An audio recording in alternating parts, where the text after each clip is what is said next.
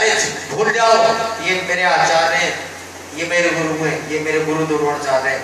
अरे तुम इन्हें क्या मारोगे? अरे ये तो पहले ही मर गए। जो धर्म छोड़कर अधर्म का साथ देता है ना, अधर्म का साथी बन जाता है, वो समझ लो पहले मरे के समान है। बोलो राधे राधे। अरे ये तो पहले मरे के समान है अर्जुन, मैं तो केवल तुम्हारे ऊपर हाथ रखवाना चाह रहा हूँ, तुम्हें यश दिलवाना चाह रहा हूँ। मेरा अर्थ यही है, तुम्हें यश मिलेगा। बस अगर तुम इस युद्ध से अपना मुंह मोड़ लोगे तो संसार तुम्हें माफ नहीं करेगा।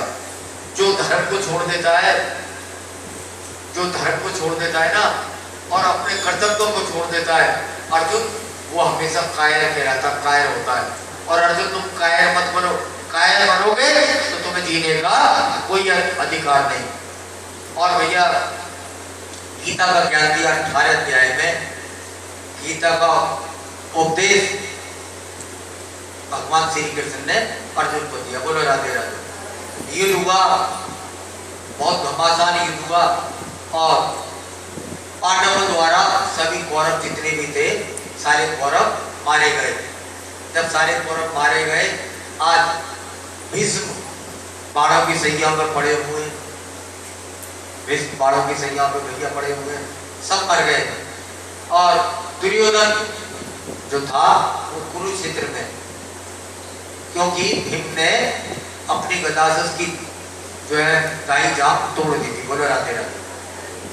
रणभूमि में दुर्योधन आज तड़प रहा है, रो रहा है, विलाप कर रहा है। अश्वत्थामा आया उसके पास। भैया अश्वत्थामा कौन है? अश्वत्थामा है गुरु द्रोणाचार्य का पुत्र, गुरु द्रोणाचार्य का पुत्र अश्वत्थामा आया। उनने कहा दुर्योधन से, मित्र ये तुम्हारी दुर्दशा मुझसे देखी नहीं जा रही, मुझसे नहीं देखा जा रहा, और तुम मुझे अपना सेनापति नियुक्त कर दो, मुझे सेनापति बना दो और मैं क्या करूंगा, मैं पांडवों को मार दूंगा। बोलो राधे राधे। मैं अभी जाता हूं और जितने भी पांचों पांडव है ना सबको मार दूंगा, बस मुझे एक बार सेनापति बना दो। दुर्योधन ने कहा, अश्वत्थामा हम 100 भाई थे, 100 भाई थे, मारे गए सारे, लेकिन वो 5 पांडव है उनमें से एक भी नहीं मरा। अरे उन 5 में से एक भी मर जाता ना तो मेरे दिल को तसल्ली हो जाती। वो 5 पांडव जिंदा है, मेरे 100 मर गए, तो मुझे दुख इस बात का है। और देखो सच पूछो तो दुर्योधन को वरदान, एक वरदान था कि दुर्योधन कभी भी मरेगा नहीं। दुर्योधन को कोई अपनी मौत, दुर्योधन कभी भी मरेगा। और दुर्योधन मरेगा जब, पहले तो दुर्योधन खुश होगा और खुशी होने के बाद दुखी होगा। अर्थात जो थोड़ी देर खुश रखे दुर्योधन को और थोड़ी देर में कोई आदमी दुर्योधन को रुला दे। अश्वत्थामा आया, अश्वत्थामा ने थोड़ी देर तो खुश रखा दुर्योधन को, सेनापति बनकर उसी देर में उसने रुलाया नहीं, और अश्वत्थामा के कारण ही दुर्योधन बना। बोलो राधे राधे। उसने कहा तुम मेरे समय तिलक करो, विजय श्री का तिलक करो दुर्योधन, और मुझे बनाओ सेनापति। मैं जाता हूँ उन्हीं 5 पांडवों को मार के आता हूँ, अभी भी कुछ नहीं बिगड़ा। दुर्योधन बोला कि अश्वत्थामा 5 तो छोड़, तू एक को भी मार दे तो मेरे दिल को तसल्ली हो जाएगी। देखो भैया कुछ लोग ऐसे होते हैं इस संसार में जो हमेशा बुराई बुरा सोचते हैं, पक्के दोस्त होते हैं। मरा पड़ा है, आज दुर्योधन मरा पड़ा है युद्ध भूमि में, कुछ ही क्षण बाकी है, फिर भी अभी मारने की बात उसके मन में से निकली नहीं है। अभी भगवान का नाम नहीं ले रहा, अभी भी कह रहा है ये मर जाए वो मर जाए। ये पक्के दोस्त लोग होते हैं, मरते हुए भी उनको चैन नहीं आता, मरते मरते भी लोग सुधरते नहीं है। बोलो राधे राधे। तुमने भी देखेंगे अड़ोस पड़ोस में कई आदमी ऐसे ठीक मिल जाएंगे, मरने वो खड़े हुए फिर भी अपनी हाके जाते हैं, फिर भी चुप नहीं लगाते, फिर भी मरते मरते कुछ ना कुछ मुंह में से अपशब्द निकलते हैं। देखो राम हरे के मुंह में से नहीं निकलता, बहुत भाग्यशाली होते जिनके मुख में से राम निकलता है, नहीं तो राम भी अच्छे अच्छे मुख में से निकलता नहीं। बोलो राधे राधे। और यही हाल है ना पाकिस्तान का भी आज यही हाल है। बंटवारे में जब दोनों देशों का बंटवारा हुआ, दोनों बराबर बटे हैं, और आज हिंदुस्तान कितनी तरक्की कर रहा है और पाकिस्तान में कितनी गरीबी है। आए दिन पढ़ते हो ना, नंबर आ गया कि आटा 200 रुपए किलो हो रहा है वहां पर, दूध 250 रुपए किलो हो रहा है, 300 किलो 500 किलो है, चीनी 400 रुपए किलो हो रही है। चीनी तो ये 40 रुपए किलो है, पाकिस्तान में क्यों 400 रुपए। दोनों देश प्रगति की निगाह में आगे आगे बढ़े हैं। वो कह रहा है एटम बम बना लिया हमने, हिंदुस्तान के पास कितने, कोई एक एटम बम की धमकी दे, खुद कंगाल है पाकिस्तान, खुद कंगाल है, कंगाल देश है और कुछ नहीं है पाकिस्तान के पास। और फिर भी परमाणु बम की ये हमें देता रहता धमकी। खाने के तो लाले पड़े हुए हैं पाकिस्तान में, खाने के लाले पड़े हुए हैं, और हिंदुस्तान को क्या देता रहता है धमकी। बहुत बुरा हाल है। यही हाल दुर्योधन का, इतने 100 मर गए और फिर भी एक मर जाता हो तो बहुत अच्छा होता। बोलो राधे राधे। 500 में से एक भी मर जाए तो मुझे चैन आ जाए, ये मेरी अंतिम इच्छा है। अश्वत्थामा बोला मित्र चिंता मत करो, तुम्हारी इच्छा मैं पूरी करूंगा। दुर्योधन ने कहा, दुर्योधन ने बोला मत क्या ना करता जा, तू भी अपना जौहर दिखला दे, कर ले, तू भी क्या करेगा, दिखला दे अपना कौशल जो तेरे पास हो। और भगवान तो भैया सब कुछ जानते थे, जानकर भगवान श्री कृष्ण, भगवान को पता लग गया आज अश्वत्थामा आएगा मारने के लिए। उसी समय भगवान ने 5 पांडवों की जो सो रहे थे शिविर में उठा दिया, उन्हें कहीं और सिला दिया, उनकी जगह 5 पांडव के जो बच्चे थे सब सिला दिए। रात को अश्वत्थामा आया अंधेरे में और वो अपनी नंगी तलवार लेकर आया, और नंगी तलवार में उसने नहीं देखा कौन बच्चे हैं कौन है, 5 बच्चों का सिर काट दिया। 5 सिर लेकर रात में वो पहुंच गया कहां पर, दुर्योधन के पास। मित्र मैंने तुम्हारी सब इच्छा पूरी कर दी, प्रसन्न हो जाओ, मैंने 5 पांडवों को मार दिया। अरे तुमने तो एक सिर मांगा था, मैं 5 के सिर ले आया। बोलो राधे राधे। दुर्योधन कहता है 5 को मार दिया, सबसे पहले मुझे भीम का सिर देखा। अरे पांडव को गोली खाता है जो तेने मार दी उन्हें, अगर लाए ना भीम का सिर दिखा दे पहले मुझे, भीम का सिर तो बहुत भारी था। सर्वप्रथम उन्होंने मांगा भीम का सिर। अब भैया देखा जैसे दुर्योधन ने 5 बच्चों को देखते ही दुर्योधन की आंखों में से आंसू आ गए, रोने लगा दुर्योधन। अरे नालायक नीच, ये मैंने क्या करा, ये तो पांडव पुत्र है, आज मैंने हमारा पूरा वंश खत्म कर दिया। अरे मेरी तो शत्रुता, मेरी दुश्मनी तो पांडवों के साथ थी, मेरी शत्रुता दुश्मनी बच्चों के साथ नहीं थी, आज मैंने मेरा अंत कर दिया। और दुर्योधन अब अश्वत्थामा आज मैंने मेरा बहुत बड़ा नाश किया और अब तक मैं नहीं मरा, आज मैं तेरे कारण मरूंगा। रोता रोता भैया दुर्योधन आज मर गया। दुर्योधन की तुरंत मृत्यु आ गई। ये सुनते ही देखो कैसा बेटा, वंश खत्म होना नहीं चाहिए। देखो भैया आप भी सुन लो, आपकी दुश्मनी पहली बात तो रखनी चाहिए, मोहल्ले में किसी से भी हो, खूब लड़ाई करो मत करो, ये तुम जानो, हमें नहीं पता, लेकिन कितनी भी लड़ाई लड़ना कोई भी करना, लेकिन बच्चों से कभी भी शत्रुता नहीं रखनी चाहिए। मेरी बात कभी ध्यान आपको रखना है, बड़ों से लड़ लो लेकिन बच्चे तो भैया समान होते, बच्चों से कभी भी शत्रुता नहीं रखनी चाहिए, इस बात का भी आपको ध्यान रखना। बोलो राधे राधे। अब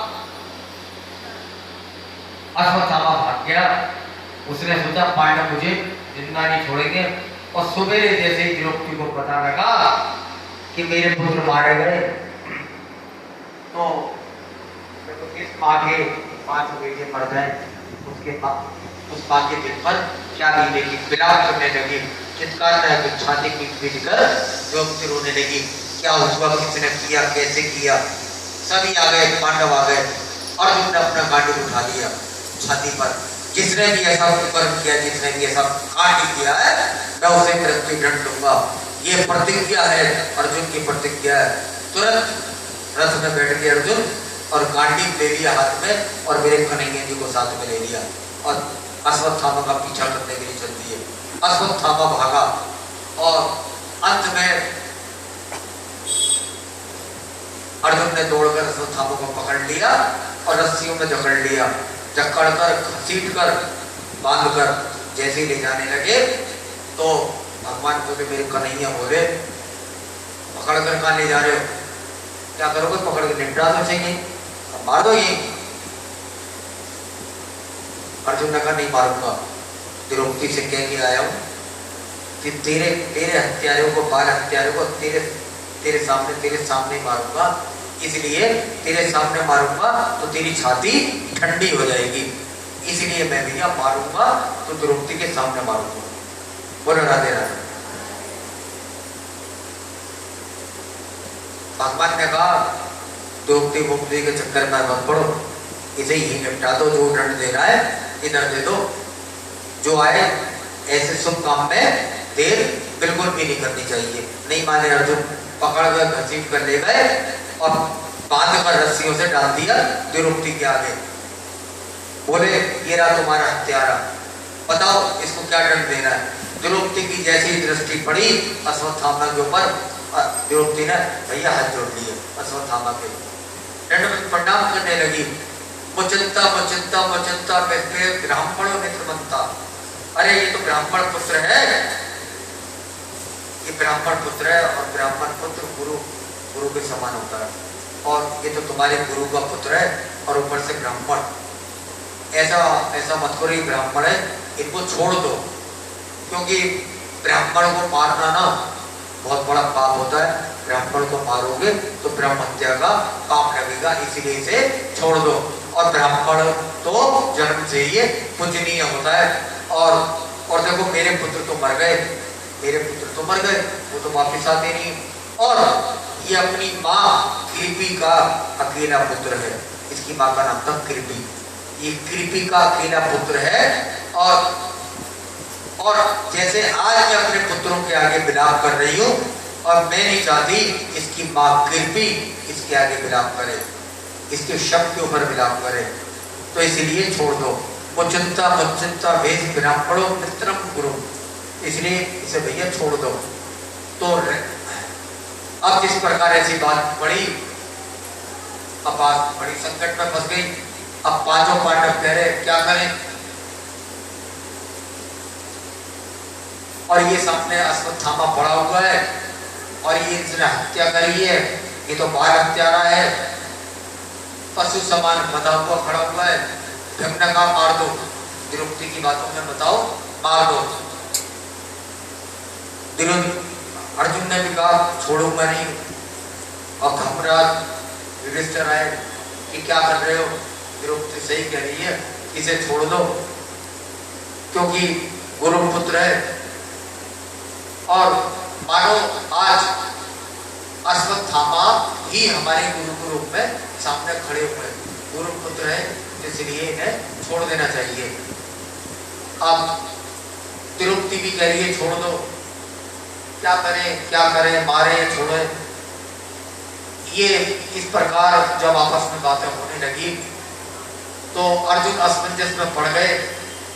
अब भीम को भी बहुत गुस्सा आ रहा, भीम की भी कभी पूरी मुट्ठी बंधे, गदा उठाए बार बार कि तुमसे कुछ नहीं हो रहा तो मैं मार दूं। इस प्रकार बातें हो रही थी और कहने लगे अर्जुन कि मैं भी क्षत्रिय नहीं जो इसका वध ना करूं, जो मर्जी कहते रहो, आज मेरे हाथ से बचेगा नहीं, मैं जरूर मारूंगा। भीमसेन की ताल में ताल मिला है, मारो चारों तरफ से, कोई कह रहा मार दिया जाए, कोई कह रहा छोड़ दिया जाए। ये स्थिति बहुत देर बन गई। कहते ना मार दिया जाए, छोड़ दिया जाए, बोल तेरे साथ क्या किया जाए, सलूक किया जाए, है ना। एक गाना बड़ी उलझन हो गई, बड़ी अनबन हो गई, क्या करें क्या ना करें। अब अर्जुन ने कहा हे भगवान, हे कन्हैया, हे कृष्ण भगवान, आप ही फैसला करो क्या करा जाए। भगवान बोले हम तो पहले ही कह रहे थे हम तो पहले बोल रहे थे इसे इसी समय निपटा दो, पर तुमने ही हमारी बात नहीं मानी। अब तो मामला गया है उलझ, तो क्या करें क्या करें। अर्जुन बोले प्रभु कैसी भी उलझन आती है, इस उलझन को तो आप ही सुलझाते हो, सुलझाने वाले भी आप हो। और भगवान बोले देखो सच बात तो ये धर्मशास्त्र कहता है, धर्मशास्त्र की आज्ञा है, धर्मशास्त्र कहता है ब्रह्म बंधु हस्तमने आत्याय ग्रंथवा, अर्थात धर्मशास्त्र की आज्ञा के अनुसार शास्त्र स्पष्ट रूप में कहते हैं ब्राह्मण कितना भी पतित हो, ब्राह्मण कितना भी गया गुजरा हो, ब्राह्मण को कभी मारना नहीं चाहिए। और अत्यायी जुल्म करने वाला जितना भी हो, कितना भी अत्यायी हो, उसे कभी छोड़ना नहीं चाहिए। बोलो राधे राधे। भाई अत्यायी, अत्यायी का मतलब बाल हत्यारा, जो बच्चों को मारे, जिन्हें बच्चों की हत्या करी, उसे कभी छोड़ना नहीं चाहिए और ब्राह्मण को कभी मारना भी नहीं चाहिए। अब बड़ी स्थिति अजीब हो गई तो अर्जुन ने कहा प्रभु तुम्हारी बात मेरी समझ में आती नहीं, कृष्ण कन्हैया तुम्हारी हर बात टेढ़ी है, हर चीज से तुम्हारी हर चितवन टेढ़ी, तुम्हारी हंसी टेढ़ी, तुम्हारी चाल टेढ़ी, तुम्हारा मुकुट टेढ़ा है, जब भी खड़े रहते हो टेढ़े ही खड़े रहते हो, जब भी खड़ोगे टेढ़े पैर उचका कर, गर्दन टेढ़ी, बांसुरी टेढ़ी, कमर टेढ़ी, बात जब करोगे टेढ़ी करोगे। इस टेढ़े की कोई भी महिमा भैया, इनकी बातें टेढ़ी होती है लेकिन अर्थ तो इनका कहीं ना कहीं अच्छा होता है। और इस तीन ये टेढ़ी टांग वाले की हर बात भी टेढ़ी होती है। बोलो राधे राधे। जिसको समझना कभी कभी बहुत मुश्किल हो जाता है। और भैया कृष्ण जी तो है टेढ़े और राम जी हमारे बेचारे बिल्कुल सीधे सरल। राम जी बेचारे जब भी देखो एक ही मुद्रा में सीधे खड़े रहेंगे, और कन्हैया जी को जब भी देखो कहीं भी ये कैसे मिलेंगे तुम्हें टेढ़े। कहते हैं हर बात इनकी टेढ़ी है। कृष्ण, और कृष्ण नाम भी कैसा, कृष्ण नाम लो तो पूरी जीभ चक्कर खा जाए। बोलो राधे राधे। राम नाम ले दो, राम कितना सीधा सीधा बोला था, कृष्ण बोला कृष्ण खा गए ना जीभ चक्कर थी। तो हर काम कृष्ण के टेढ़े टेढ़े होते। बोलो राधे राधे। और किशनगढ़ बोल लो, अब कृष्णगढ़ कोई सुना है? कृष्णगढ़, कृष्णगढ़ तो नहीं होता ना कोई, किशनगढ़ तो बहुत सुने ना। तो हर समय जब भी बोलोगे तो निकलेगा चक्कर खाने वाला नाम। बोलो राधे राधे। और ये बात सच है, लेकिन इस टेढ़ी टांग वाले की बातें टेढ़ी तो जरूर होती है, लेकिन बातों में कुछ ना कुछ सार जरूर होता है, समझने वाला ही समझ सकता है। बोलो राधे राधे। क्योंकि लीला विचित्र है। अंत में अर्जुन ने कहा प्रभु साफ साफ बताओ कहना क्या चाहते हो। कन्हैया जी ने समझाया, अर्जुन तुरंत समझ गए। देखो मारना, आदमी को मार दो तुरंत मर जाएगा, मारने से कोई इलाज थोड़ी है। मारना कोई गला काटना नहीं होता। एक बहुत इज्जतदार आदमी हो, बहुत प्रतिष्ठित आदमी हो, जिसकी बहुत प्रतिष्ठा हो समाज में, अगर भरे समाज में उस आदमी की बेइज्जती कर दो, उसका अपमान कर दो, वो आदमी तो जीते जी मरे समान है। बोलो राधे राधे। वो आदमी तो जीते जी मर गया। क्या करा? अश्वत्थामा के एक मणि थी जिसका नाम था चिंतामणि। अर्जुन ने तीर की नोक से अश्वत्थामा के मस्तक पर जो मणि थी वो मणि उतार दी, यानी अश्वत्थामा मणिहीन हो गया। और मणि उतारने के बाद सब जो भगवान की तरफ देखा, भगवान ने इशारा कर दिया, अर्जुन सही करा, तुम परीक्षा में हो गए पास। बोलो राधे राधे।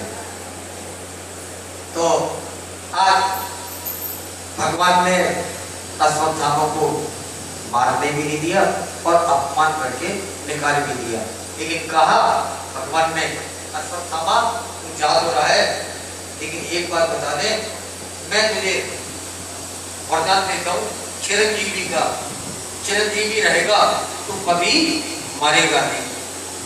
आज भी देखो अश्वत्थामा चिरंजीवी है। भगवान ने श्राप दिया है, भगवान श्री कृष्ण ने, कि अश्वत्थामा जब तक सृष्टि रहेगी जब तक तू मरेगा नहीं। और आज अश्वत्थामा देखो सब कुछ हो गया है, अश्वत्थामा की कोड़ जुटा रहा है, बहुत टुकड़ा हो गया, दांत झड़ गए, बाल उड़ गए, खाल चमगादड़ की तरह आज अश्वत्थामा की हो गई है। मौत अश्वत्थामा मांगता है, लेकिन मौत अश्वत्थामा को आती नहीं है। कोण आवाज आज अश्वत्थामा के निकल रहा है। जवान से अश्वत्थामा से बोला नहीं जाता, लेकिन वरदान कन्हैया जी ने श्राप ऐसा दिया है, अश्वत्थामा कभी तू चिंता नहीं रहेगा। बोलो राधे राधे। देखो कुछ लोग ऐसे चिरंजीवी होते हैं, सप्त चिरंजीवियों में अश्वत्थामा का नाम भी है। हमारे हनुमान जी भी सप्त चिरंजीवी है, क्यों? चारों युगों में हनुमान जी का नाम है। भगवान की मदद करी थी, तो इसलिए भगवान श्री राम ने आशीर्वाद दिए चिरंजीवी का। यही आशीर्वाद भगवान ने विभीषण को भी दिया। विभीषण भी चिरंजीवी है, क्योंकि रावण के विरुद्ध होकर भगवान राम की सहायता विभीषण ने करी थी, तो विभीषण भी चिरंजीवी है।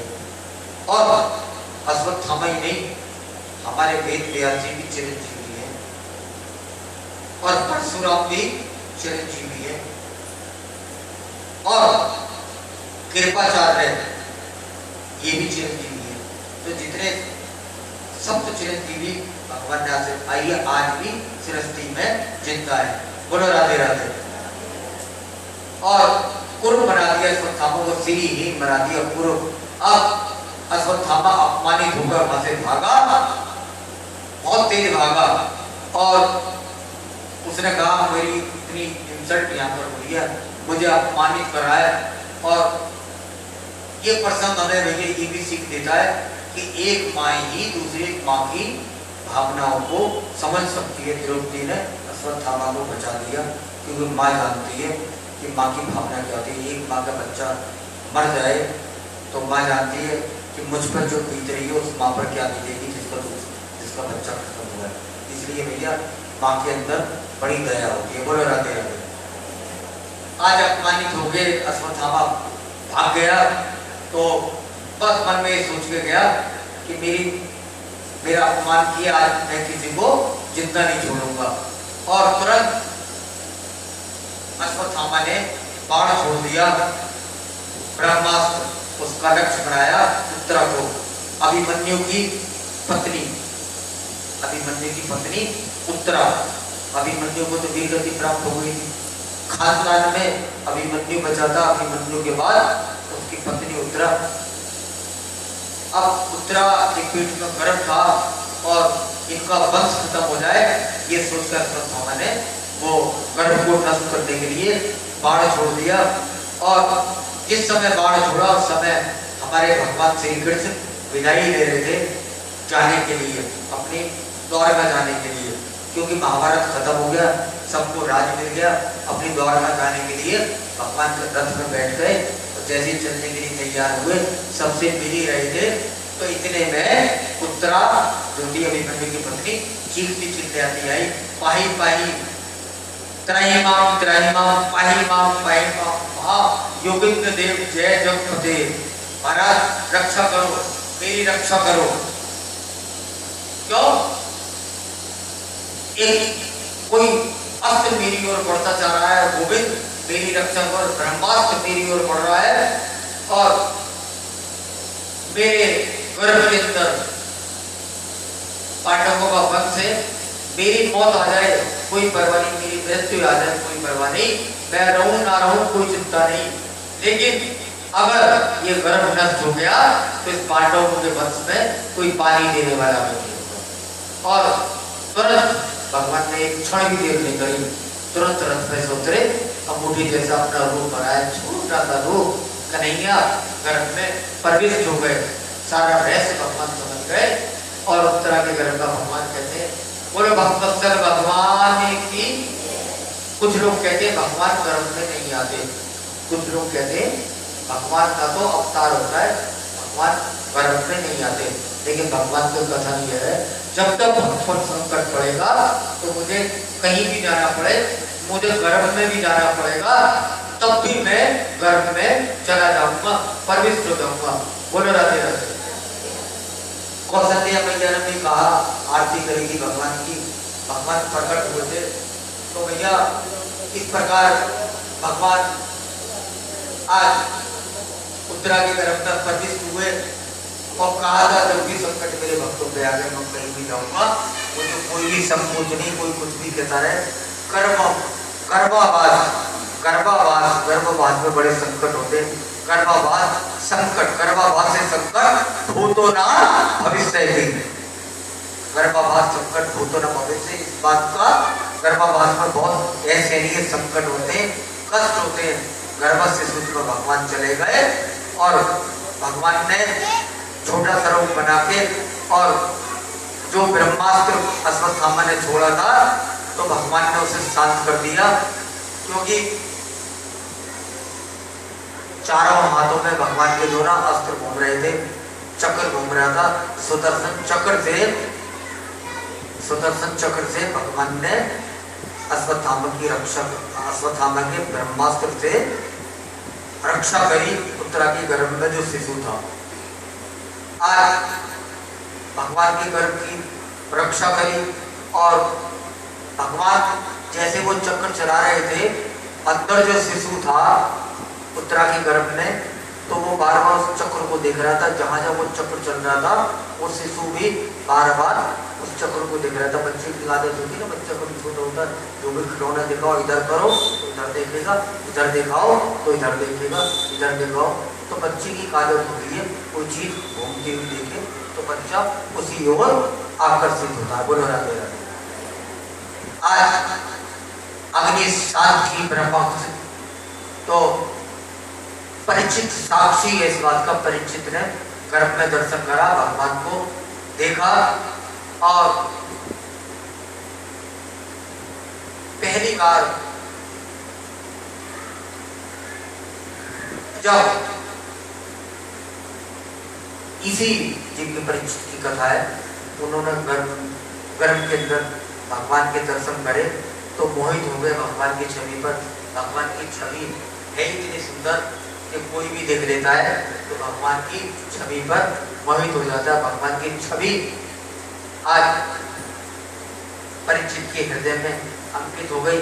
भगवान तुरंत गर्भ में से वापस आए, गर्भ की रक्षा करके, और आज रथ में चलने के लिए भगवान पुनः तैयार हुए। तो कुंती ने आगे बढ़कर पांडवों की जो माँ थी कुंती, पांचों पांडवों की माँ कुंती ने भगवान का रोक लिया रास्ता और रोक लिया, और भगवान और कुंती ने भगवान के पांव पकड़ लिए। क्या पकड़ लिए? पांव। बुआ ने आज भतीजी के पांव पकड़ लिए। भगवान बोले, ओ बुआ ये क्या उल्टी रीत चला रही हो, प्रणाम तो मुझे करना चाहिए तुम्हें और तुम उल्टा प्रणाम ही नहीं कर रही, मेरे पैर पकड़ रही हो। है मैं यार तुम्हारा हूँ भतीजा, ये अच्छा लग रहा है? आज कुंती मैया कह रही है तुम भतीजे नहीं हो, तुम भतीजे से भी बहुत ऊपर की चीज हो, तुम भतीजे नहीं हो, तुम हो भगवान। मैंने जान लिया तुमने कदम कदम पर कौरवों से, दुर्योधन से, सबसे मेरे बच्चों की रक्षा करी है, और इसलिए मैं तुम्हें अपना भतीजा नहीं, मैं तुम्हें अपना भगवान मानती हूँ। ईश्वर साक्षी है, और मैं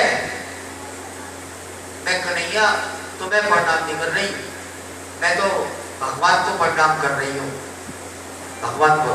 अब भगवान श्री कृष्ण ने कहा, हाँ हंसने लगे, कन्हैया ताली बजा बजा के, हाँ बुआ ने मुझे भगवान मान लिया और हम तो भगवान हो गए, भगवान है, आज से हमारी पूजा करो भगवान। देखो श्री कृष्ण ने अपने आप को कई जगह जताया है कि मैं भगवान हूँ। जब मजाक में कहा, कई जगह भगवान श्री कृष्ण ने जब उठा रहे थे गिरिराज पर्वत है, तब भी गौरव से कह रहे चिंता मत करो मैं भगवान हूँ। तो ये बात तो मजाक मजाक में भगवान श्री कृष्ण ने कई बार कही, हाँ बुआ ने मान लिया अब तो हो गए भगवान। और देखो मेरे श्री राम ने कभी नहीं कहा मैं भगवान हूँ, है रामायण में पूरी रामायण खत्म हो गई, लेकिन भगवान ने कभी भी नहीं कहा मैं भगवान हूँ। हमेशा भगवान ने ये कहा श्री राम ने, मैं तो साधारण मनुष्य हूँ। बोलो राधे राधे। तो राम कृष्ण तो एक है, अंतर नहीं निवेश, और इनके नैन गंभीर हैं, उनके चपल विशेष। भगवान राम के नैन गंभीर है और मेरे कन्हैया के नेत्र चपल है। तो जब मजाक में कही तो आज कन्हैया कहने लगा, हाँ हुआ है मुझे भगवान का आज सब हो गए, भगवान चलो हमारी पूजा करो। चलती है हुआ, चलो हम चलते हैं। तो भैया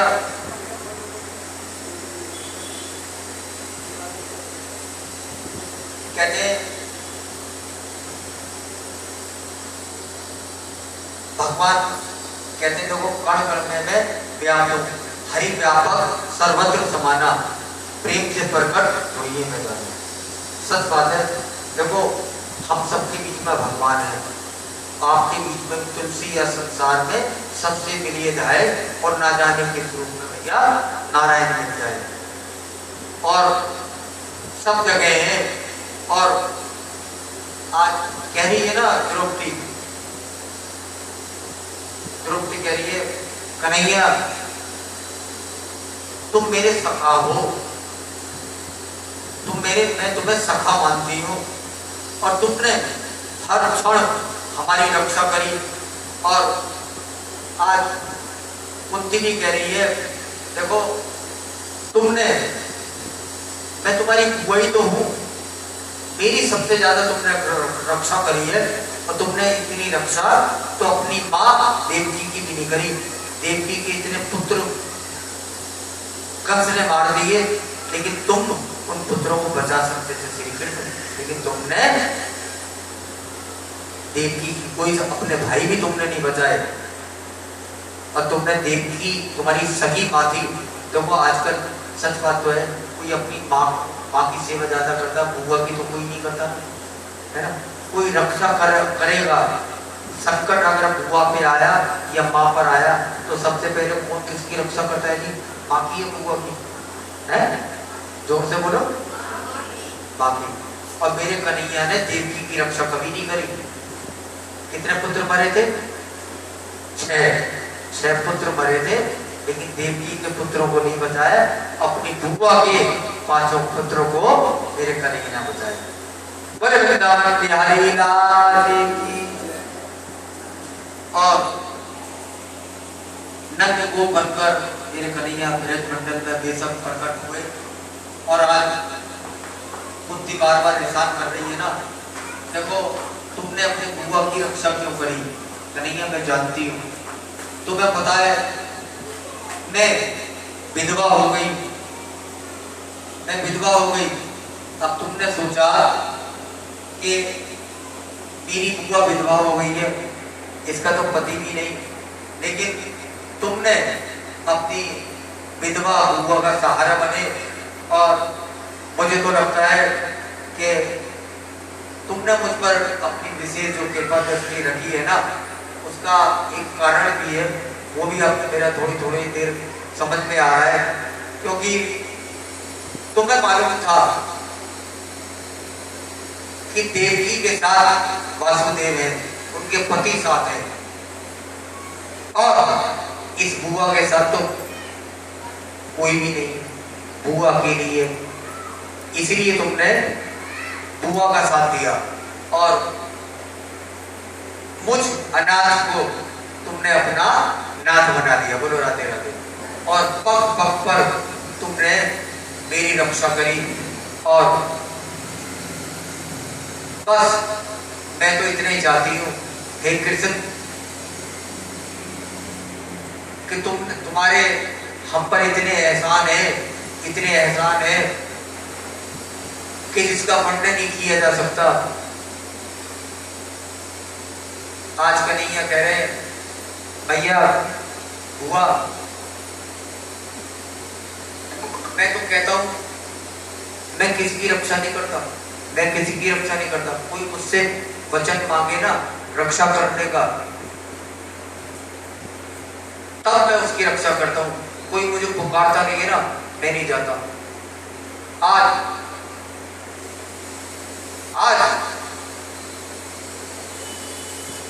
तुरंत कीड़ा होने थी, 5 पांडव जुए में द्रौपदी को हार गए। जुआ हो रहा था और मुझे ये 5 पांडव दरवाजे के बाहर खड़ा करके चले गए, खड़ा करके चले गए और कह रहे कृष्ण जब तक हम ना गए जब तक तुम आना मत। और जुए में ये अपना पूरा राजपाट हार गए और यहाँ तक कि द्रौपदी को भी इन्होंने दांव पर लगा दिया। लेकिन इन्होंने मुझे रक्षा के लिए पुकारा नहीं, इन्होंने पुकारा नहीं तो मैं गया नहीं।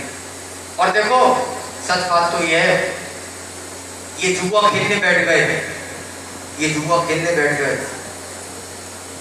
और ना तो इन्हें जुआ खेलना आता था, ना दुर्योधन को भी जुआ खेलना नहीं आता था। पर दुर्योधन ने कहा कि पासे तो हमारा मामा शकुनी फेंकेगा, पासा तो हमारा मामा शकुनी फेंकेगा। ये भी तो कह सकते थे कि अगर पासा तुम्हारा मामा शकुनी फेंकेगा तो हमारी ओर से पासे हमारा कन्हैया फेंकेगा। इन्होंने पुकारा तो सही, अगर एक बार मुझे बुला लेते, अगर मैं पासे फेंक देता और खातरी शकुनी की जो जीत जाता। अब इस बताओ जीतता मैं या शकुनी? पर इन्होंने एक बार भी मुझे पुकारा नहीं, एक बार भी मुझे पुकार लेते, अगर एक बार भी कहते थे हमारी ओर से हमारा कन्हैया पासे फेंकेगा, मैं देखता कैसे ये पांडव, कैसे ये कौरव, कैसे दुर्योधन मुझसे युद्ध में जीतता। बोलो राधे। इन्होंने मुझे पुकारा नहीं। हाँ, जब सब रास्ते बंद हो गए तो द्रौपदी ने मुझे पुकारा, द्रौपदी ने मुझे पुकारा, कन्हैया मेरी रक्षा करो, ये दुशासन मेरे वस्त्र खींच रहा है, दुशासन मुझे नंगी कर रहा है, मेरी रक्षा करो। तो उसी समय मैंने द्रौपदी के पुकार पर एक अवतार लिया। एक अवतार भगवान का हुआ वस्त्र अवतार। कौन सा अवतार? वस्त्र अवतार। जब चीर दुशासन खींच रहा था तो भगवान ने इतना चीर बढ़ाया कि दुशासन के पसीने छूट गए, लेकिन चीर नहीं छूट। देखो भगवान खुद कहते हैं तू एक कदम मेरी तरफ चल के तो देख, मैं 100 कदम ना चलूं तो तब कहना। क्या करा था, क्या करा था? जब सुदर्शन चक्र से शिशुपाल का जब वध किया था, सुदर्शन चक्र कन्हैया जी की उंगली में से निकला तो उंगली में भगवान की रक्त निकला, छिल गई उंगली। उसी समय कोई भागा, अरे वैद्य जी को लाओ, कोई पट्टी लाओ, कोई कपड़ा लाओ, कोई मरहम लाओ, कोई तरह। द्रौपदी ने तुरंत चिंता न करे अपनी राजसी साड़ी में से एक चीर फाड़ा और मेरे कन्हैया की पट्टी कर दी। उसने नहीं देखा कोई मेरे, तो भगवान मेरे श्री कृष्ण ने कहा था द्रौपदी तेरे इस चीर के बदले मैं तुझे लाखों लाखों टनों लाखों कोसों तक का चीर मैं तुझे एक दिन प्रदान करूंगा। आज मैं उस चीर को उतारने का बदला है। तो भैया द्रौपदी ने भगवान को पुकारा तो भगवान तुरंत प्रकट हो गए। बोलो राधे राधे। नींद आ रही है भैया? कथा समझ में आ रही है जी? और देखो कथा तो भगवान की बहुत विशाल है, अभी बहुत पिछड़ रहे हैं, बहुत जल्दी जल्दी कर रहे हैं। जब भी कथा पूरी हुई हो तो इस प्रकार आज देखो सब कुछ बात हो गई तो भगवान भी प्रसन्न हो गए। देखो हम हो गए भगवान, मांग लो हमसे कोई क्या क्या मांग रहा है। सबने कहा अच्छा भगवान हो गए। कहा सुभद्रा से बेटा तू मांग ले। सुभद्रा ने कहा मुझे कुछ नहीं चाहिए, मुझे तो अपनी भक्ति का वरदान चाहिए। दुर्योधन से बोला दुर्योधन अब हम हो गए भगवान, वरदान मांग। दुर्योधन ने कहा, उसने अर्जुन ने कहा कि बस मुझे ऐसा वरदान दो सदा आप मेरे गुरु रहें और मैं शिष्य बनकर आपकी सेवा करता रहूं। बोला राधे राधे। आप कुंती मैया से बोले भगवान श्री कृष्ण कुंती मैया तू भी कुछ वरदान मांग ले। अब क्योंकि अब तो हम हो गए भगवान, तो तुम जो मांगोगे वो मैं दूंगा, ये मैं प्रतिज्ञा कर रहा हूं, मांगो। कुंती मैया ने ऐसा विचित्र वरदान मांगा, ऐसा विचित्र वरदान मांगा जो आज तक कभी किसी ने वरदान को मांगा नहीं। बोले राधे राधे।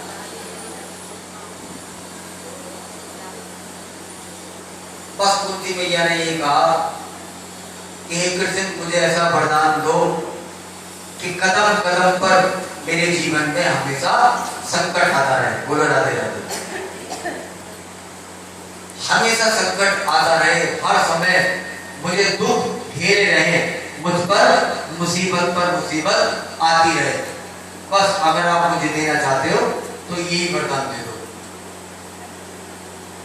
भगवान कहने लगे, बुआ तू कहीं पागल हो गई है? अरे दुनिया तो सुख मांगती है और तू क्या मांग रही है? दूध।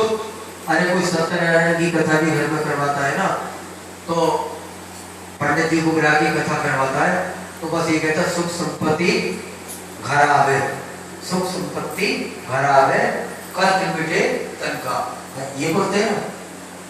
और बुआ तू तो बार बार क्या कह रही है? विपत्ति मांग रही है।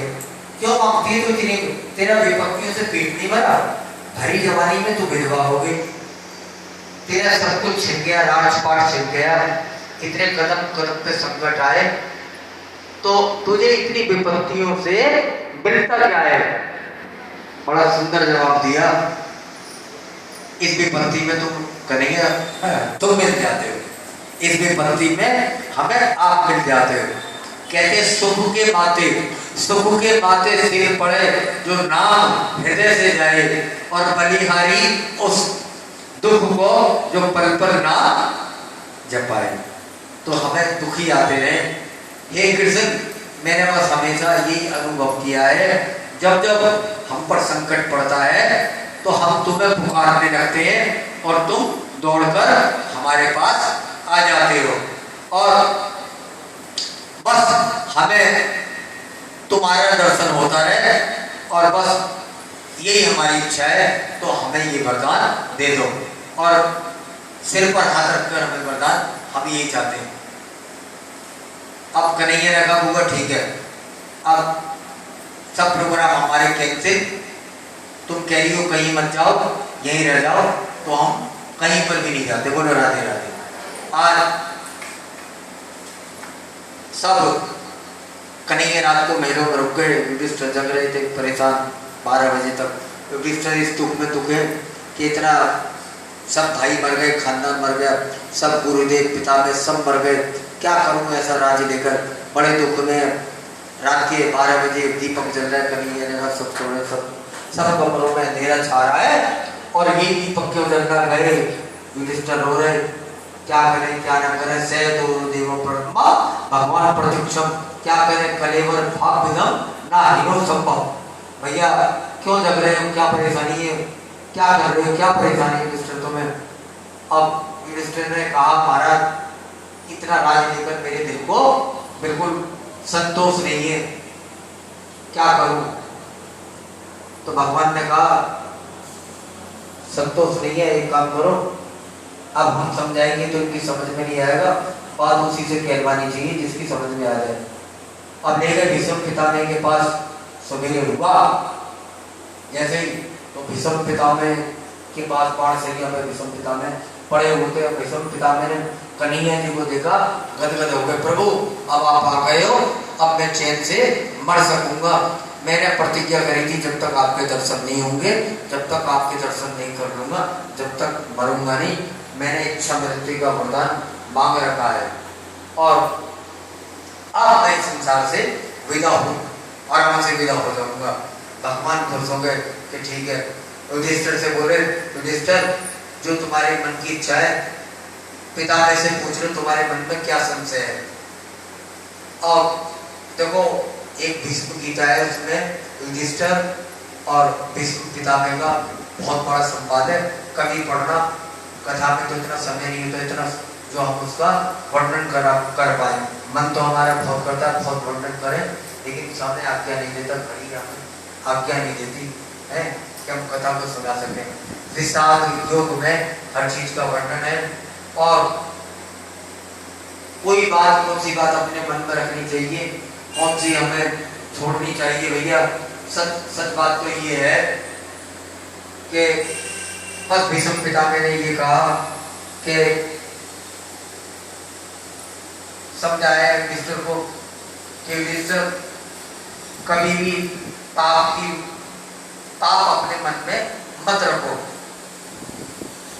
इस संसार में सबसे बड़ा पाप है करना, और उससे भी बड़ा पाप है उस पाप को सहना। पाप करने वाला इतना बड़ा दोषी नहीं होता जितना बड़ा दोषी पाप सहने वाला होता है। और ये बात सुनकर वही द्रौपदी इस बात पर सुन रही थी। द्रौपदी को ये बात सुनकर बड़ा अचंभा हुआ, हंसी। तो देख लिया भीष्म पितामह ने द्रौपदी को कि द्रौपदी हंसी क्यों। द्रौपदी ने कहा बस ऐसे ही मारा कि द्रौपदी को बहुत समझदार है, शक्ति का अवतार है, बेवजह तो तू हंस नहीं सकती, अपनी हंसी का कारण बता। द्रौपदी ने कहा नहीं ऐसी कोई बात नहीं बेटी, मैं तेरा पितामह हूँ और मरने वाले की अंतिम इच्छा है, तू ये बता, अगर मैंने मुझे नहीं बताया तो मैं चैन से मर नहीं सकूंगा, तू मुस्कुराई क्यों। कहा द्रौपदी ने पितामह मुझे हंसी इस बात पर आई, आपने कहा पाप करना इतना बड़ा गुनाह नहीं, पाप करना इतना बड़ा अपराध नहीं, पाप अपनी आंखों से होते हुए देखना भी बहुत बड़ा अपराध है। कि कैसे, जब उस राज्यसभा में दुशासन मेरे चीर खींच रहा था, मुझे नंगी कर रहा था, और पितामह आप सिर नीचा करके देखते रहे, सिर नीचा। आपने अपनी आंखों से होता हुआ देखा है। और अगर आपकी आज्ञा होती, अगर आप टेढ़ी आंख करके भी दुशासन को देख लेते, उस दुशासन में इतनी हिम्मत नहीं, मेरी ओर कदम भी आगे बढ़ा देता। पितामह आपने पाप होता हुआ अपने मुख से जो ऐसी बातें कर रहे हो ना, ये अच्छा नहीं लग रहा मुझे, इस बात पर मुझे ऐसे आई है। बस यही कहा भीष्म पितामह ने, बेटी तू सच कह रही है कि जैसा खाओ अन्न वैसा हो मन। मैं पापी दुर्योधन का अन्न खाता था, और पापी दुर्योधन का अन्न खाने के कारण मेरी बुद्धि के अंदर भी मेरी बुद्धि खंडित हो गई, उनने पाप और पुण्य की तरफ देखा नहीं। इसलिए लेकिन आज तेरे अर्जुन ने इतने बाण मेरे ऊपर चलाए, मेरा जो जहरीला रक्त था ना, जहरीला शरीर में जो खून था, वो सारा जहरीला शरीर निकल गया, आज मेरा शरीर शुद्ध हो गया, तो आज मैं तुझे उपदेश दे। तो द्रौपदी ने प्रणाम किया, महाराज ठीक है पितामह। इस प्रकार देखो भैया, सच बात भी है, पापी का अन्न आप खाओगे ना, आपका मन भी पापियों जैसा हो जाएगा। पाप की कमाई को कभी भी घर में लाओगे ना, उसमें बरकत नहीं होगी, वो हमेशा आपको नुकसान देगी। वो बेशक धन के रूप में ना दे, किसी न किसी रूप में आपको जरूर दे। बोलो राधे राधे। आज परीक्षित का जन्म हुआ, और एक समय ऐसा आया कि पांचों पांडव परीक्षित को अपना राज्य देकर वो हिमालय में चले गए। कहाँ चले गए? हिमालय तपस्या करने के लिए राजा बना दिए परीक्षित को, और हिमालय की कंदराओं में चले गए, और वहीं से उन्होंने अपनी यात्रा पूरी करी। बोलो राधे राधे। और राजा परीक्षित का जन्म हुआ, और जब राजा परीक्षित का जन्म हुआ तो परीक्षित जो भी आने वाला था उसको बड़े गौर से देखता था, बड़े गौर से तो परीक्षण करता था, अर्थात मानो परीक्षा देता हो। तो सब जितने भी ब्राह्मण थे उन्होंने सोचा ये बच्चा जिसकी भी गोदी में जाता है उसको बड़े गौर से देखता है, तो उसका परीक्षण करने के नाम ही उसका नाम रखा परीक्षित। बोलो राधे राधे। परीक्षित का नामकरण हुआ, परीक्षित बड़े हुए, अंत में बड़े होने के उपरांत पांडवों ने सारा राज परीक्षित को सौंप दिया, और तपस्या करने के लिए चले गए। बोलो राधे राधे। एक दिन समय बीता, विदुर जी ने भी समझाया, इसको धृतराष्ट्र को कुत्ते की तरह घर में पड़े रहते हो हैं, पांडवों के पास पड़े रहते हो, तुम्हारे 100 पुत्र मर गए हैं, तुम्हें शर्म नहीं आती? दरवाजे पर पड़े हो कुत्तों की तरह क्यों रह रहे हो? यहाँ से जाओ, तुम्हारी दुर्दशा हो रही है, जाओ कहीं आश्रमों में जाओ, तपस्या करो, तुम्हें शर्म नहीं आती? यहाँ पड़े हो, इज्जत है तुम्हारी ये। समझाया। एक दिन इनके तानों से तंग आकर तो वो धृतराष्ट्र भी चले गए। देखो सच बात है, पांडव कौरव कितने आत्यायी थे, और धृतराष्ट्र था, उसने भी पाप अपनी आंखों से हुए देखा था। वो आंखों से तो अंधा था, लेकिन वो आत्माओं से भी अंधा था, मन से भी एक तरह से वो अंधा था। बोलो राधे राधे। और चले गए धृतराष्ट्र विदुर को कहने पर तपस्या करने। और एक दिन क्या हुआ, ये जितने भी पांडव थे और ये भी एक दिन हिमालय की यात्राओं में द्रौपदी को साथ लेकर अनंत यात्रा थी, और इनके साथ ही कुत्ता भी था, धर्म रूपी कुत्ता, काला कुत्ता इनके साथ साथ चला। असल में जब ये अपना शरीर आरोहण करने के लिए गए तो कुत्ता भी इनके साथ था। बोलो राधे राधे। लेकिन शेष शरीर यात्रा जो की थी, एक एक करके सभी आकाश मार्ग से नीचे रह गए।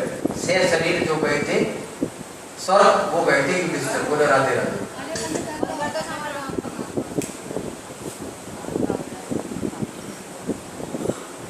पांचों पांडवों में से युधिष्ठिर अपने शरीर के साथ गए थे पूरी यात्रा में स्वर्ग।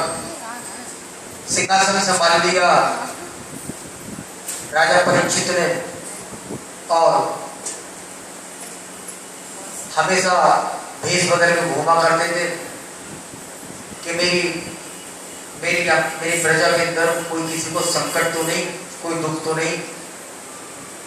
अच्छा राजा वही होता है जो अपने प्रजा के सुख दुख का, संकटों का ध्यान रखे। भेष बदल कर इस प्रकार परीक्षित घूमा करते थे। और एक दिन क्या देखा,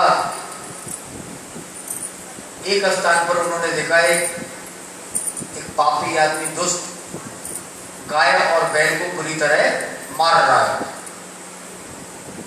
बहुत दुख दे रहा है। गौ माता रो रही है, जो गौ थी वो रो रही है, और बैल को तो इतना मारा, बैल को इतना मारा उस आदमी ने कि बैल के 3 पैर टूट गए। बोलो राधे राधे। और एक पांव के ऊपर वो बैल खड़ा हुआ है, रो रहा है। अब गौ माता जो बैल के साथ है वो भी रो रही है। गौ माता कह रही है, बस कि तुम्हारे ये पैर कैसे टूटे, ये तीनों पैर कैसे टूटे? क्या हमारे प्रभु हमें किसके सहारे छोड़कर चले गए? कहाँ चले गए? आज हमारे नाथ हमें छोड़ के चले गए। आज हमारी इस प्रकार यहाँ पर दुर्दशा हो रही है, हम बहुत दुखी हैं। देखो ये गाय, गैया मैया जब भी पृथ्वी पर जब भी कोई संकट आता है तो पृथ्वी हमेशा गाय का रूप बना लेती है, गाय बन जाती है। बोलो राधे राधे। और जब भगवान श्री कृष्ण द्वापर युग का समापन हुआ और कलयुग प्रारंभ हुआ, तो कलयुग का वास हो गया इस संसार के ऊपर। और असल में जो बैल था जिसके 3 पैर थे वो था धर्म, और जो गैया थी ये थी पृथ्वी। बोलो राधे राधे। अब दोनों आपस में बात कर रहे थे, और राजा परीक्षित को भी कुछ भाषाओं का ज्ञान था, जानवरों की भाषा भी वो समझ लिया करते थे। उन्होंने देखा गैया मैया पुकार कर रही है और ये कह रहे हैं हमारी प्रभु को जाते ही दुर्दशा हो गई। और भगवान किसके लिए आते? देखो भगवान विप्र धेनु सुर संत हित लीन मनुज अवतार।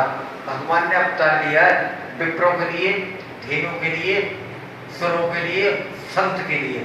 इन्हीं के लिए भगवान ने हमेशा अवतार लिए, इनकी रक्षा के लिए।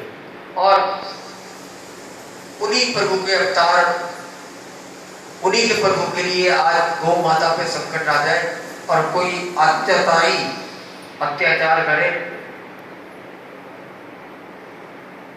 तो भगवान की आंखों से देखो कुछ नहीं बचता, भगवान सब देख रहे हैं। गौ माता खुद गाय से कह रही है कि तुम दुखी मत हो, बैल से कह रही है तुम दुखी मत हो। इन दुष्ट दुराचारियों को दंड देने के लिए भगवान कोई ना कोई व्यवस्था जरूर करेंगे, चिंता मत करो। उनका वार्तालाप चल रहा था, तुरंत परीक्षित सामने आए और उन्होंने कहा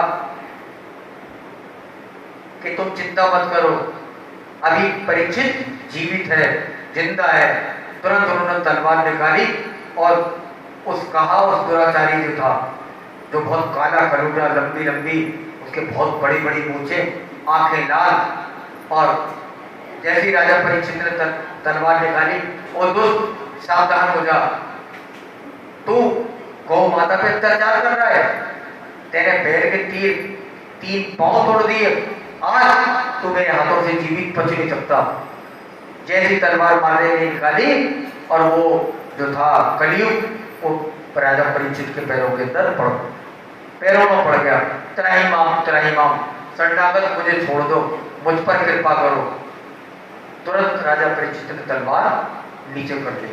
देखो त्राहिमाम कहते ही, क्योंकि पांडवों ने समझाया था राजा परीक्षित को कि परीक्षित कोई भी तुम्हारी शरण में आ जाए तो उस पर तलवार कभी भी मत उठाना, शस्त्र मत उठाना, जो तुम्हारी शरण में आ जाए उसे माफ कर देना। बोलो राधे राधे। तो शरणागत को कभी भी मारते नहीं, इसलिए परीक्षित ने उसे छोड़ दिया। गौ माता को प्रणाम करा। परीक्षित ने पूछा कि माँ सच बताइए, आप कौन है, अपना परिचय दो। गौ माता कुछ नहीं बोली, बस अपने चुप अपने आंसू बहाते रही, पैर की ओर देखा कि आप ही बताइए आप कौन है, आपके 3 पैर खंडित हो गए हैं, आपकी दुर्दशा किसने की, कौन है वो दुष्ट? परीक्षित बोले एक बता दो, पर आपकी भाषा से मैं थोड़ा थोड़ा अंदाजा भी लगा रहा हूँ और मैंने आपको थोड़ा थोड़ा पहचान भी लिया, क्योंकि आप हैं धर्मदेव, साक्षात आप हैं धर्म। क्योंकि सच बात है, देखो 4 चरण होते हैं धर्म के, 4 चरण धर्म के होते हैं, सत्य, तप, दया और शौच। सत्य, तप, दया और शौच, इन 4 पैरों के ऊपर ही धर्म टिका हुआ है भैया, इस बात की हमें।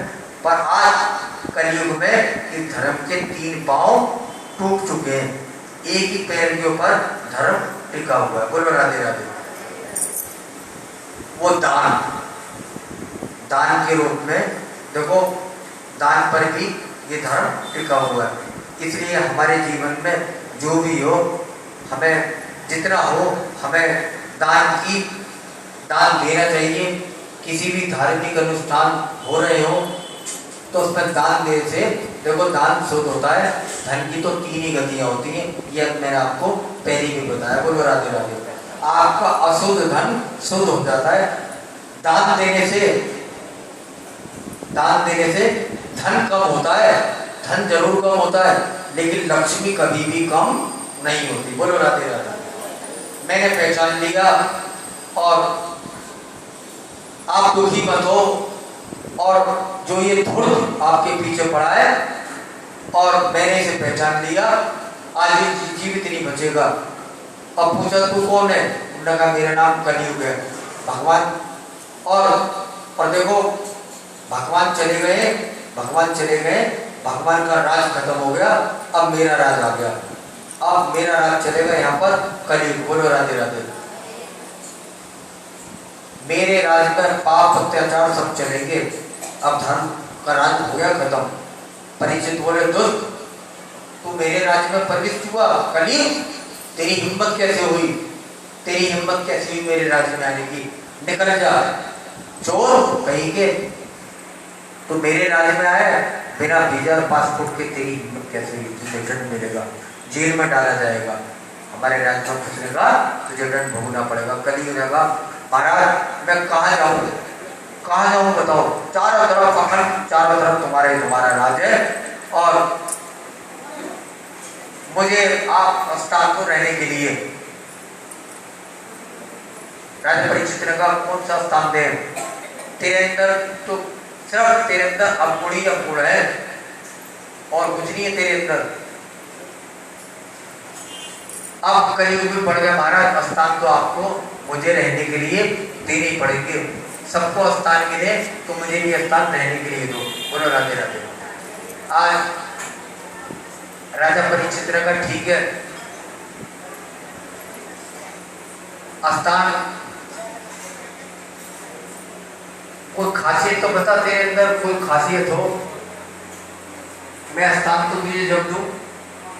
कि देखो कलयुग ने कहा सच बात तो ये है कि बेशक मेरे अंदर अवगुण ही अवगुण है, बेशक अवगुण, मैं अवगुण का खजाना हूं।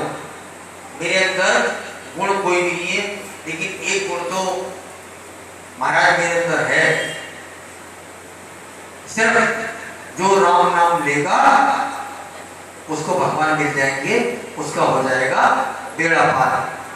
सतयुग में, त्रेता में और द्वापर में हजारों वर्ष तपस्या करनी पड़ती थी जब भगवान प्राप्त होते थे। लेकिन कलयुग में जो भी राम का नाम लेगा वो भवसागर पार हो जाएगा। उल्टा नाम जपत जग जाना और वाल्मीकि भय भ्रम समाना।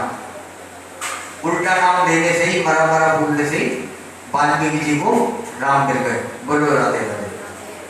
अजामिल जैसे को एक पत्नी के होते हुए दूसरी पत्नी को रखा, वैश्याओं को घर में रखा और अंत समय आया तो संतों के कहने पर अपने बेटे का नाम इसने नारायण रख लिया था।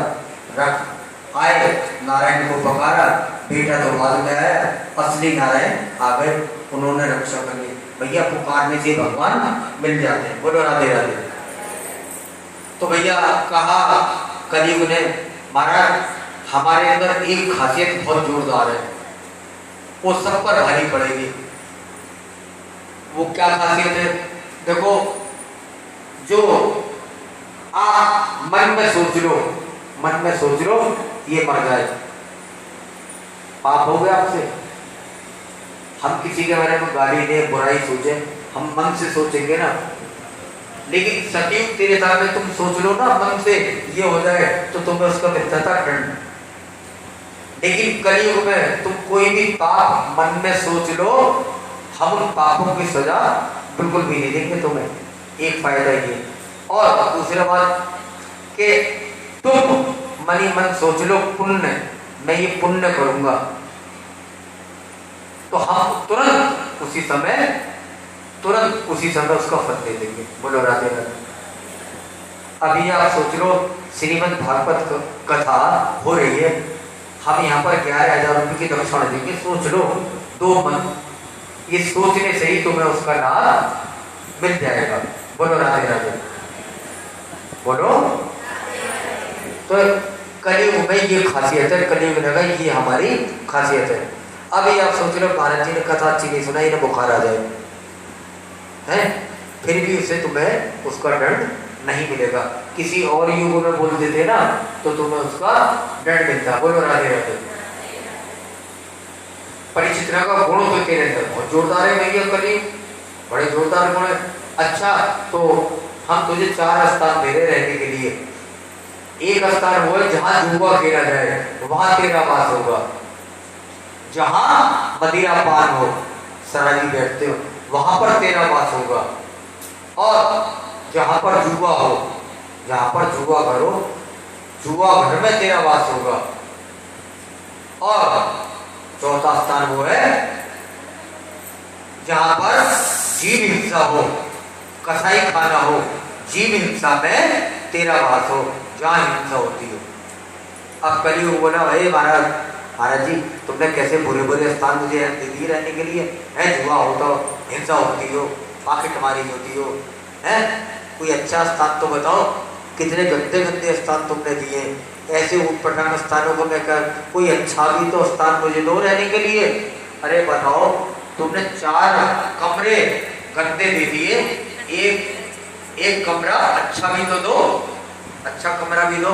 कल को कोई रिश्तेदार आ जाए, हम उससे अच्छा चाय नाश्ता करवा सके, एक साफ सुथरा कमरा भी तो होना चाहिए। बोलो राधे राधे, है ना जी। 4 कमरे आपने गंदे दिए, कम से कम एक कमरा हमें अच्छा देना चाहिए। परीक्षित ने कहा, देख गुण तो तेरे अंदर बहुत प्यारा है, अगर नहीं मर रहा एक कमरा हम तुझे और दे देते हैं, एक स्थान हम तुझे और देते हैं, सोने में तेरा वास होगा। जो गोल्ड आप प्रेमी हो, सोने में कलयुग तेरा वास होगा। पर कौन से सोने में? ऐसे सोने में नहीं, अन्याय से कमाई हो सोने में।